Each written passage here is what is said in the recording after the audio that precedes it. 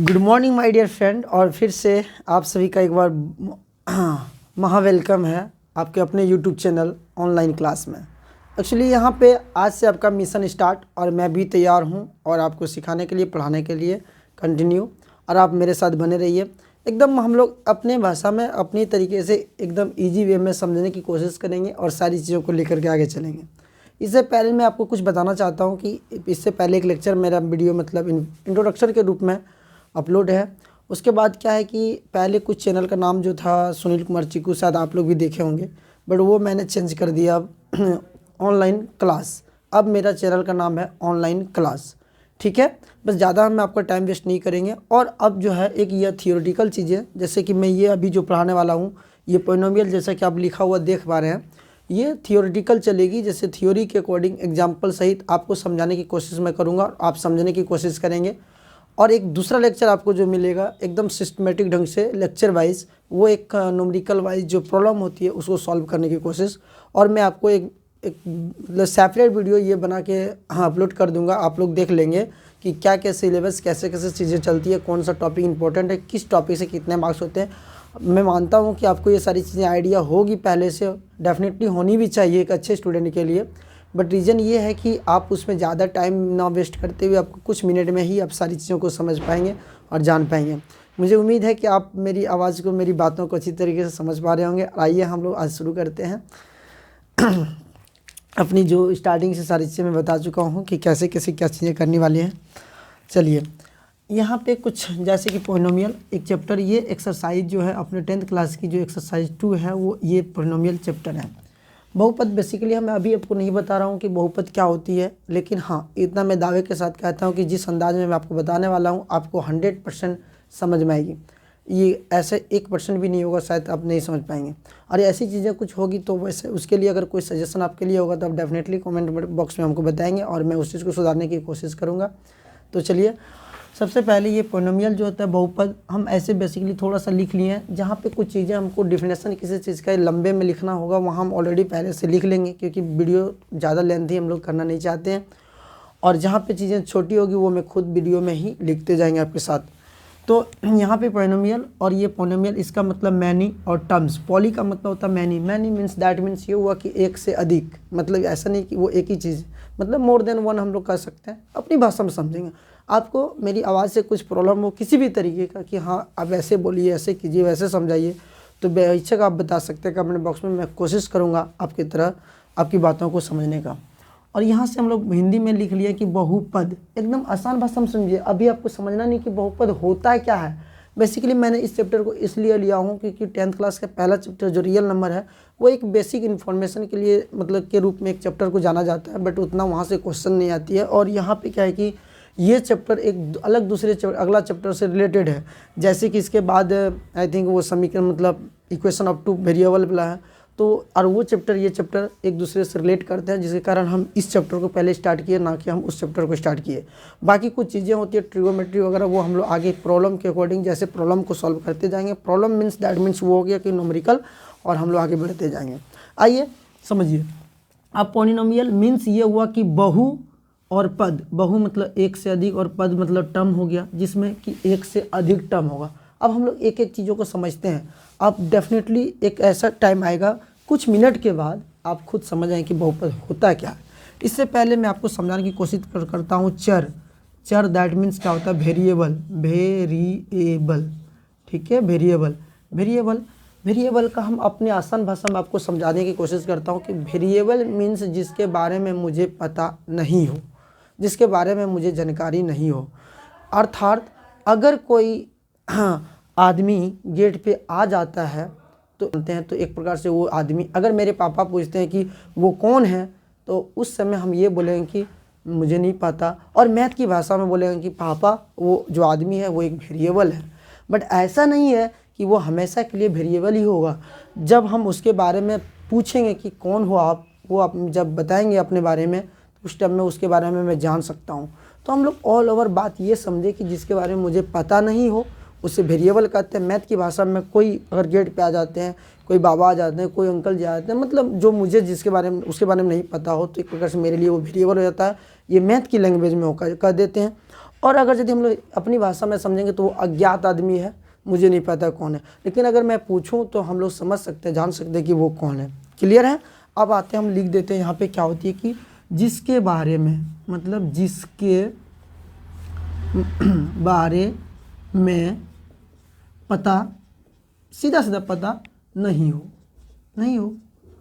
और हम लोग एक ये भी कर सकते हैं, क्या जिसके बारे में पता नहीं वही वेरिएबल होता है? सर डेफिनेटली वो होता है, लेकिन क्या बाद में हम लोग को उसके बारे में तो पता भी तो चल जाता है कि अगर यदि कौन हो, अगर वो बता दे तो हम लोग को पता नहीं चलता है? डेफिनेटली चलता है। तो यहाँ पे हम एक चीज़ और कर सकते हैं, या जिसका मान बदलता हो उसे मतलब चर कहते हैं। अब इसको हम लोग चर कहते हैं और इसको इजी वे में समझते हैं दोनों चीज़ों में। अगर मेरे पास कोई x है, अब ये रियल में इसका वैल्यू क्या है, 1 है 2 है, ये कौन सा नंबर है मुझे नहीं पता, नहीं आपको पता। यही सारी चीज़ें इस चैप्टर में हम लोग करने वाले हैं। यही x मीन्स यही चर का हम लोग चीज़ों को उसी के मतलब जो उसका वैल्यू है वही हम लोग हमेशा जानने की कोशिश करेंगे। कभी ये चीज़ें बोलेंगे कि ये x है, इसका वैल्यू फाइंड करो, कभी ये बोलेगा कि ये वैल्यू इसका है कि नहीं, ये आप प्रूव करके दिखाओ। मतलब कुल मिला के आप समझेंगे ना, एकदम सिस्टमैटिक ढंग से कोई भी चीज़ों को पढ़ते हैं तो आप एकदम लॉजिकली थोड़ा दिमाग लगा के ऐसे पढ़िए, फिर मज़ा आएगा आपको। ऐसा नहीं कि हम लोग भी पहले स्टार्टिंग पढ़ते थे, बहुत सारी दिक्कतें आती थी या दिक्कतें मतलब सामना कि फिर कई बार पढ़े तो हम लोग को क्लियर हुआ। तो x यहाँ हमें पता नहीं कि कौन इसका वैल्यू क्या है, तो इस टर्म में क्या हुआ कि वही जिसके बारे में हमें पता ना हो, एक प्रकार से ये x क्या हो गया, चर हो गया हमारे लिए। क्या x के जगह पर y भी तो हो सकता है, z भी हो सकता है, कुछ भी t हो सकता है, r हो सकता है, एवरीथिंग कुछ भी। अरे ये तो एक चर है, मुझे पता नहीं इसका वैल्यू रियल वैल्यू क्या है। ये चीज़ें हम लोग मतलब एक प्रकार से ये हो गया जिसका मान बदलता हो। अगर यदि कहीं पे हम लोग x जो है इसका जब वैल्यू फाइंड किए, जब पता चले एक तो प्रकार से यहाँ पे अगर 2 आ गया तो इस कंडीशन में अब 2 आ गया तो एक बदलता हो, यानी कि अब बदलता हो का क्या सेंस है, क्या संबंध है, ये चीज़ मैं बताता हूँ। एक आदमी है और मान लीजिए मैं यहाँ पे खड़ा हूँ और चलो आप मेरा दोस्त हो, यहाँ पे आप खड़े हैं। हो सकता है वो जो आए आदमी वो मेरा एक रिलेटिव हो, क्या मान लेते हैं उसको, फूफा जी मान लेते हैं। तो वो आदमी जो गेट पे है वो मेरे लिए क्या, मेरे फूफा जी हो गए, और आपके क्या हो गए, मान लेते हैं आप उसको बोलेंगे चलो मेरा फ्रेंड का फूफा जी है, हम लोग को अंकल जी बोल देते हैं, तो आप क्या करेंगे, उनको अंकल जी बोल देंगे। तो वही एक आदमी मेरे लिए एक कोई दूसरा उसके साथ मेरा कोई दूसरा रिलेशन है और आपके साथ क्या है कि कोई दूसरा रिलेशन है। क्या आप समझ रहे हैं? दैट मीन्स क्या एक ही चीज़ क्या बदला कि नहीं। उसी तरीके से x जो है जब कोई पोलिनोमियल में होगा उसका वैल्यू कुछ और होगा, जब कहीं और दूसरे पोलिनोमियल में होगा तो उसका वैल्यू कुछ और हो सकता है। ऐसा नहीं कि अगर x का वैल्यू इस पोलिनोमियल में 2 निकल रहा है तो हमेशा 2 ही निकलता रहेगा, ऐसा बिल्कुल नहीं होने वाला। वो अलग अलग जगह पर अलग अलग चीज़ें उसका अलग अलग वैल्यू हो सकता।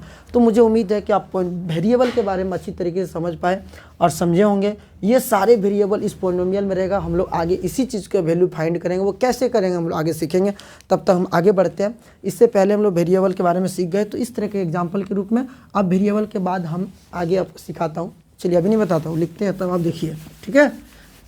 आइए, आपको बहुत मज़ा आएगा पढ़ने में। मैथ इतनी इजी, मतलब ये हार्ड नहीं समझिए इसको, और नहीं इजी भी समझिए, बट ये वेरी मतलब इंटरेस्टिंग टॉपिक लगता है यार, मुझे सही बता रहा हूँ आपको। दूसरी चीज़ हम लोग समझते हैं, चर के बारे में समझा। अचर जिसको हम लोग कांस्टेंट भी बोल देते हैं, इंग्लिश में बोल नहीं देते हैं, होता है यार, कांस्टेंट ही बोलते हैं इसको। चलिए अब यहाँ पे कांस्टेंट के बारे में समझते हैं।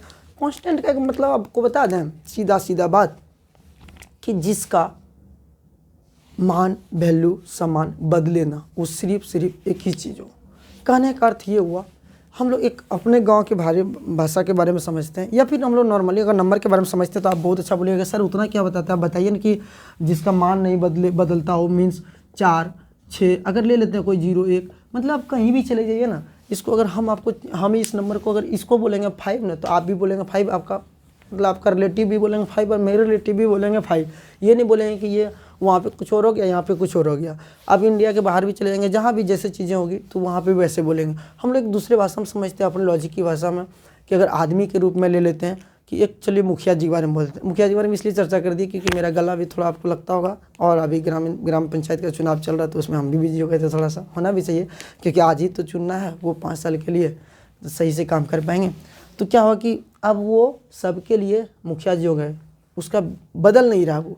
अब मेरे घर भी आए मुखिया जी, वहाँ भी आए मुखिया जी, वहाँ भी आए मुखिया जी, और मेरा क्या है भी, मान लीजिए एक प्रकार से अगर वेरिएबल के रूप में देखें तो मैं किसी के लिए भैया हूँ, किसी के लिए सर हूँ, किसी के लिए कुछ भी हूँ। तो मतलब मुझे अलग अलग लोग अलग अलग चीज़ों से पुकार रहे हैं, लेकिन वही एक मुखिया का अगर बोलें तो वो हर एक जगह उसको एक ही लोग मतलब एक ही नाम से पुकार रहे हैं, भले वो 5 साल के लिए। ये आप समझ रहे हैं, इतना तो होशियार आप हैं क्योंकि आप 10th क्लास में पढ़ रहे हैं। तो उस तरीके से चीज़ों की कि किसका मन बदल रहा है, किसका मन नहीं बदल रहा है, ठीक है। तो अचर का सीधा सीधा समझिए, जिसका बदलता नहीं हो मन, मतलब वो कांस्टेंट के रूप में हो अचर, वो हम लोग कितना बार बोलते हैं ये तो कांस्टेंट है, ये तो बदलेगा ही नहीं। क्या हम लोग नहीं बोलते हैं, हमेशा पढ़ते आए बोलते हैं। तो कांस्टेंट का मतलब ये होता है। अब हम लोग 2 चीज़ों को समझ पाए कि एक अगर देखा जाए, ज़रा पानी पी लेते हैं।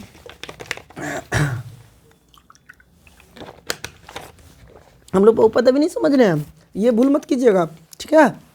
हम लोग बहुपद को छोड़ दिए, सिर्फ लिख दिए। उसके बाद हम लोग 2 चीज़ों को समझे, कि चर एक अचर। अब हम लोग तीसरा चीज़ समझते हैं। ये भी हमको लगता है उम्मीद है मुझे कि आप समझ गए होंगे। तीसरा चीज़ हम लोग ले लेते हैं एक टर्म्स, मीन्स पद ले लेते हैं, ठीक है। अब यहाँ से इसकी खानदान में घुसने की कोशिश हम लोग कर रहे हैं। अब ये देखिए ना, इसके साथ अगर पद है और पद के बारे में चर्चा कर रहे हैं, मतलब उसका खानदान में हम लोग जा रहे हैं। अब सही पकड़े। अब टर्म्स को बोल देते हैं हम लोग टर्म्स। अब देखिए क्या होता है भाई, टर्म्स क्या यार, पद, अलग अलग पद, हर एक चीज़ के लिए अलग अलग पद होते हैं। जैसे अगर इसको आसान भाषा में समझाएं, मतलब कोई भी सेक्टर ले लीजिए किसी चीज़ में, कि आप इस पद के लिए हो, आप इस पद के लिए हो, इस पद के लिए हो, उसमें कई पद होते हैं ना। फिर एक सीढ़ी नुमा, मतलब एक प्रकार से कंटिन्यूटी एक सीढ़ी रूप में बनता है। जैसे कि आप आसान भाषा में समझिए पद। अब हम लोग समझ जाएंगे चर। देखिए अब समझिएगा, इसीलिए हम लोग रिलेट करके हम पढ़ा रहे हैं। चर या अचर, चर कॉमा अचर कर देते हैं, या कोई जरूरी नहीं, या मतलब वो दोनों में से कोई एक, लेकिन दोनों चर अचर, या फिर लिख देते हैं, या फिर चर एवं अचर के गुणनफल को पद कहते हैं। बोलिए सर ये तो लिख दिया, नहीं समझ में आया, कोई बात नहीं बाबू, लिखते हैं हम लोग, समझते हैं। चर x ले लेते हैं, अचर 5 ले लेते हैं। मान लीजिए पद मतलब गुणनफल, क्या हम ये नहीं ले सकते 5x, मतलब इसमें चर भी है और अचर भी है, देखिए गुणनफल हो गया, गुना में हो गया। तो एक प्रकार से ये पद हो गया, ये पद हो गया, ये पद हो गया, अलग अलग पद हो रहा है कि नहीं। यहाँ तक आप समझ में गए होंगे, ठीक है। अब इसी को देखिए और थोड़ा सा हम एक इंटरेस्टिंग बात बताते हैं आपको। अरे भाई ये तो हो गया, लेकिन एक चीज़ और बताते हैं। मतलब हम ये बोलेंगे कि ये x या फिर 5 या फिर 5x या फिर y भी हो सकता है। ये सारा अलग अलग टर्म है, एक पद है। जब ये सब आपस में मिलेंगे ना, जुड़ेंगे ना, तब 1 पद 2 पद 3 पद, इसी तरह बहुपद, और वो बहुपद कहला जाएंगे। क्लियर है। लेकिन इससे पहले आइए देखते हैं हम लोग क्या बात है, कि अब एक चीज़ और यहाँ पे है कि सर आप कैसे बता दीजिएगा कि 1 पद 2 पद 3 पद हो गया। हमको तो बुझाइए ना, हमको अभी भी बुझा रहा कि यहाँ 1 2 3 4 पद है, तो ये भी तो बहुपद हो गया। हम बोले ना भाई ऐसे नहीं होता है। यहाँ हम लिख देते हैं पद का विभाजन। देखिए विभाजन, पद का विभाजन प्लस या माइनस करता है कि नहीं। लेकिन बट लिख देते हैं, अरे इतना समझते हैं। बट गुना हटाने का नहीं, सटाने का काम करता है। सटाने का काम लिखना था हमको, नाम लिखा गया, देखते हैं, का काम करता है। मतलब किसी को अच्छा लगा हो, किसी को नहीं लगा हो, अच्छा मैं मानता हूँ, लेकिन आप लोग एडजस्ट कर लेंगे मेरे लिए। पद का विभाजन प्लस या माइनस करता है, बट गुना मतलब क्रॉस नहीं है, मल्टीपल का साइन है, हटाने का नहीं सटाने का काम करता है। अब मतलब यही समझिए कि प्लस माइनस जब दे देंगे तो वो 2 पद कहलाएंगे, कि 1 पद 2 पद। मतलब अगर इधर x प्लस y तो ये 2 पद हो गया। अब वही x y मतलब गुना में हो जाएगा तो x y वो एक ही पद कहलाया। इसीलिए हम यहाँ पे समझाने की कोशिश कर रहे हैं कि देखिए अब यहाँ पे हम x दे दिए और मान लीजिए 5 दे दिए, तो यहाँ दो अलग अलग पद कहलाएगा, ये दोनों अलग अलग पद कहलाएगा। और यहीं पे हम अगर यदि 5 और x ये दोनों आपस में मल्टीप्लाई कर दिए तो ये दोनों मिलके एक ही पद हुआ, वो बहुपद नहीं हुआ, मतलब एक से अधिक नहीं हुआ, एक ही हुआ। तो अर्थात हम क्या सोचे, क्या देखें कि जब भी पद यानी कि बहुपद जो होगा वो मतलब बहुपद का अर्थ हुआ कि वो दो। अब देखिए आपको लगता होगा कि सर अब जो दो को मिल गया तो बहुपद, यार ये वो तो पद बोल रहा है ना, उसको क्या कहेंगे भाई, सब्र रखो, वो सारी चीज़ें मैं बताने वाला हूँ, ठीक है। तो यहाँ पे क्या है कि जब दो से अधिक पद, इसका मतलब दो से अधिक पद होगा तो बीच में या तो प्लस आना चाहिए या तो माइनस आना चाहिए। ये नहीं कि सर आप एगो पद लीजिए ना, यहीं पे लिखता हूँ, शायद आपको दिखता होगा, देखिए यहीं लिख देता हूँ, कोई दिक्कत नहीं। कि चलिए आप ले लीजिए x सर और यहाँ ले लीजिए y, ये तो दो को करते हैं। इसी का देखिए ये आपको दिख रहा होगा, इसी का एग्जांपल हम वहाँ पे लिखते हैं, ठीक है। अब यहाँ पे देखिए ये x प्लस अगर यदि y है तो ये दो को पद है, ठीक है, दो पद है। अब ये x y तो चर है क्योंकि पहले बता चुके हैं, लेकिन इसी को अगर हम x y लिख दें तो भाई यहाँ पे x y दोनों सट गया, हट गया नहीं, और वहाँ एक ही पद कहलाया, जबकि x प्लस y वहाँ पे दो पद कहलाया। कोई दिक्कत नहीं। अब हम लोग समझे बहुपद से पहले, बहुपद के जानने से पहले चर क्या होता है, अचर क्या होता है, फिर चर और अचर समझे, उसके बाद हम लोग पद समझे, एक पद दो पद कैसे कैसे होती हैं, पद किस तरीके से मिलके बनते हैं, फिर प्लस पद जो है पद का विभाजन प्लस माइनस करता है, मल्टीपल तो उसको सटा देता है, मतलब वो एक ही पद कहलाता है। गुना हम जैसे देख लीजिए ना आप, अगर 3 गुना 4 करिएगा 12, एक ही नंबर बन गया। उसी तरीके से अगर 3 प्लस 4 करेंगे, अब बोलिए सर ये तो जुड़ गया, 3 प्लस 4 7, अरे ये अलग चीज़ है, ये कांस्टेंट है कि वो जुड़ गया, वो अलग चीज़ है, ये बेसिक चीज़ है, वो हम बच्चा क्लास में पहले आप पढ़े होंगे। तो यहाँ पे हम लोग बेसिकली जब भी पोइनोमियल में यूज करेंगे ना, तो पोइनोमियल के जब 2 या 3 अधिक 2 3 जितना पद होगा उसके बीच का जो साइन होगा या तो प्लस होगा या तो माइनस होगा। अगर हम मुझे कोई बोल देगा कि x और मान लीजिए गुना y, तो हम बोल देंगे एक्स वाई, और एक्स वाई बोलेंगे तो एक ही पद हुआ, ये दो पद नहीं कहलाया, ठीक है। इसी तरीके से मान लेते हैं और एग्जांपल समझिए, 5 गुना x, तो यहाँ क्या हो गया 5x, ये तो एक ही पद हुआ, जबकि यहाँ 5 प्लस x ये दो पद कहलाएगा, ठीक है। अब मुझे उम्मीद है कि आप यहाँ तक समझे होंगे। अब इसके बाद आप अच्छी तरीके से बोलिए, अब हम क्लियर बोलेंगे आपको कि दो या दो से अधिक पद को बहुपद कहते हैं, ठीक है। तो इसी चीज़ को मैं लिखने वाला हूँ, इसके लिए वीडियो को कुछ देर के लिए स्टॉप करते हैं, कोई दिक्कत रहा देना। देखिए अब मैं यहाँ पे पोइनोमियल का डेफिनेशन लिख चुका हूँ, मतलब मैं सोचता हूँ कि इजी वे में आपको समझाऊँ और धीरे धीरे बोलूँ तो कि आप अच्छे तरीके से समझ पाए, इसलिए नहीं तो अदरवाइज मैं थोड़ा बोल लेता हूँ अच्छा खासा। तो यहाँ पे क्या है कि अब बहुपद दो डेफिनेशन में एक्चुअली लिख दिया हूँ, थोड़ा सा मुझे लगा कि कहीं कहीं मैंने बुक में ये भी पढ़ता हूँ और कहीं कहीं ये अपनी भाषा में तो हम लोग जानते ही हैं। तो एक्चुअल में है क्या बहुपद, दो या दो से अधिक पद को बहुपद कहते हैं। कि भाई अगर सर एक होगा तो क्या होगा, हम बोले शांत हो जाओ, जरूर बताएंगे। उसके बाद हम लिखे और करके, मतलब या दो से अधिक, दो या दो से अधिक मीन्स दो होगा तो वो भी बहुपद हो गया, हुआ कि नहीं, क्योंकि बहुपद मतलब एक से तो अधिक है, या दो से अधिक, इसमें दो से अधिक का अर्थ हम और ले लेते हैं। चलिए आपके सामने, चलिए हम मेरा मन कर रहा है x³ + 2x + 5, क्या ये 3 पद हो गया कि नहीं, तो क्या दो से अधिक हुआ कि नहीं, तो फिर भी ये क्या हो गया बहुपद। दो या दो से अधिक बीजगणितीय पद को बहुपद कहते हैं या व्यंजक को बहुपद कहते हैं। दो चीज़ें देखिए, दो या दो से अधिक बीजगणितीय, ये दोनों में से कोई लीजिए, व्यंजक या पद को बहुपद कहते हैं। ये हो गया एग्जाम्पल, आप आम अच्छे तरीके से समझ पाए कि ये दो पद क्यों बोल रहे हैं सर, क्योंकि ये प्लस हटाने का काम कर रहा है, जबकि यहाँ मल्टीपल है वो सटाने का काम कर रहा है, कि ये एक ही पद हुआ, एक ही पद हुआ, दो पद हो गया। यहाँ पे चर क्या है सर, वो तो x है, x के बारे में मुझे पता नहीं। ये 3 क्या है सर, ये तो हम लोग जानते हैं सर कांस्टेंट होती है। अब ये आपको समझना है कि सर ये 3 के आगे जो है उसको क्या कहेंगे, जरूर बताएंगे आपको। ये सारी चीज़ समझ गए आप।